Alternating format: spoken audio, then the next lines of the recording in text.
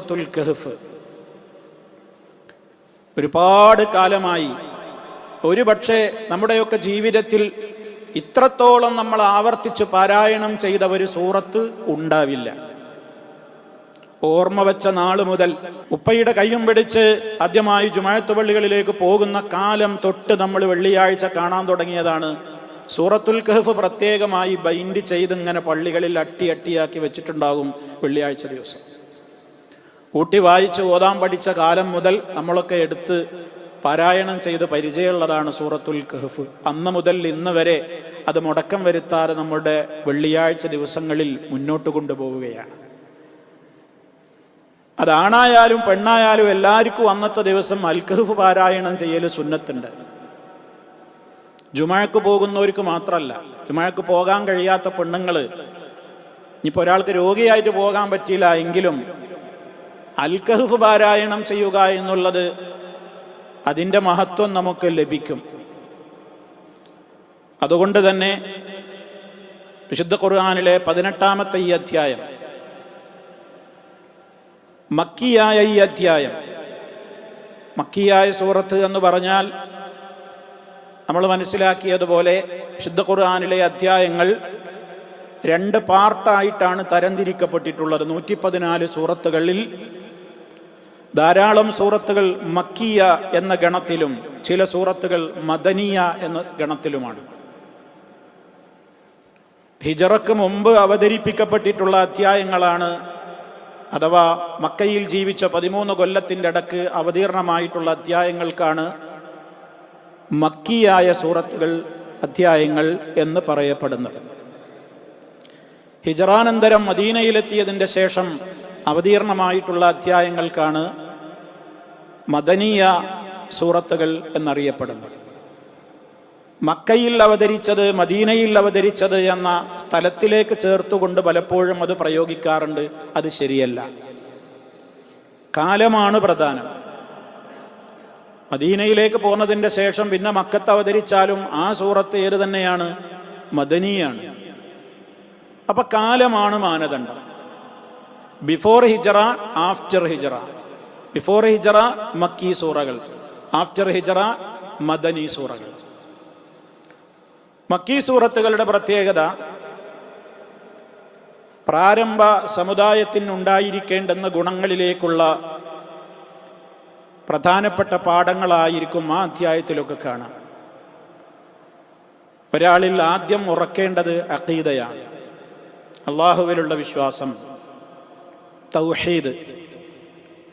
അതുകൊണ്ട് തന്നെ തൗഹീദാണ് മക്കി സൂറത്തുകളിൽ ധാരാളം കാണുക. അത് തന്നെയും തൗഹീദുൽ ഉലൂഹിയ്യ. കാരണം അതിലാണ് അറേബ്യൻ മുശ്രിക്കുകൾ തർക്കിച്ചത്. റുബൂബിയത്തിൽ അവർ തർക്കിച്ചിട്ടില്ല. എന്താ റുബൂബിയത്ത് എന്ന് പറഞ്ഞാൽ? അള്ളാഹു ആണ് റബ്ബ്, അള്ളയാണ് ലോകത്തിൻ്റെ റബ്ബ്, അവനാണ് നിയന്താവ്, അവനാണ് സ്രഷ്ടാവ്, അവനാണ് അന്നം നൽകുന്നത്, അവനാണ് ജീവിപ്പിക്കുന്നത്, അവനാണ് മരിപ്പിക്കുന്നത്, അവനാണ് ലോകം നിയന്ത്രിക്കുന്നത്.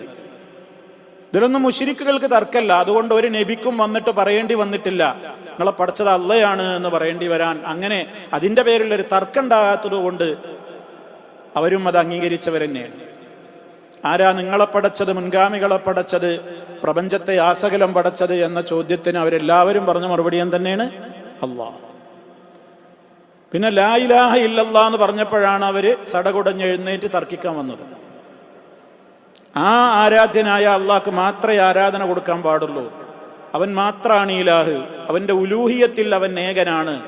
ഇലാഹാവുക എന്നുള്ളതിൽ, ആരാധ്യനാവുക എന്നുള്ളതിൽ, ഇലാഹിന് സമർപ്പിക്കേണ്ടുന്ന പ്രാർത്ഥനകളും നേർച്ചകളും വഴിപാടുകളും എല്ലാം ആ ഒരൊറ്റ ശക്തിയിലേക്ക് മാത്രമേ തിരിക്കാവൂ എന്ന നിയമം പറഞ്ഞപ്പോഴാണ് അവർക്ക് അംഗീകരിക്കാൻ പറ്റാതായത്. അതിനവർ തർക്കിച്ചു. അതുകൊണ്ട് അവരോട് യുദ്ധം ചെയ്യേണ്ടി വന്നു. അപ്പൊ മക്കീ സൂറത്തുകളിലൊക്കെ ഈ ഉലൂഹിയത്തിനെ സ്ഥാപിക്കുകയാണ്, അള്ളാഹുവിലുള്ള വിശ്വാസത്തെ സ്ഥാപിക്കുന്നതായിട്ടാണ് കാണാൻ കഴിയുക. അതേപോലെ മരണാനന്തരം ഒരു കൃത്യമായ വിചാരണയുടെ ലോകമുണ്ടെന്നതിനെ അറേബ്യൻ മുശ്രിക്കുകളിലെ മഹാഭൂരിപക്ഷവും നിഷേധിച്ചിരുന്നു. അതുകൊണ്ട് പരലോകമുണ്ടെന്ന സമർത്ഥനങ്ങളാണ് മക്കീ സൂറത്തുകളിൽ ധാരാളം കാണാൻ കഴിയുക. അതിനെ യുക്തിയുക്തം സമർത്ഥിക്കുന്നതായി നമുക്ക് കാണാൻ സാധിക്കും. മരണാനന്തരം ഒരു ജീവിതം ആവശ്യമാണ്, അത് നീതിയാണ്, അതുണ്ടായേ പറ്റൂ, അല്ലെങ്കിൽ മനുഷ്യർക്ക് ഇവിടെ നീതി കിട്ടാൻ സംവിധാനങ്ങളില്ല എന്ന കൃത്യമായ യുക്തമായ ആ അധ്യാപനങ്ങൾ ഈ സൂറത്തുകളിലാണ് ഏറെ മികച്ചു നിൽക്കുന്നത്.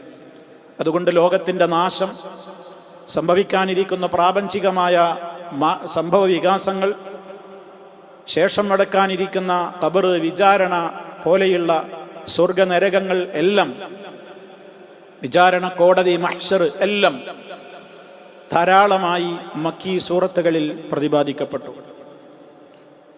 അതുപോലെ തന്നെ പിന്നീട് അതിൽ പ്രതിപാദിക്കപ്പെട്ട മറ്റൊരു കാര്യം പ്രവാചകന്മാരുടെ സത്യസന്ധതയാണ്.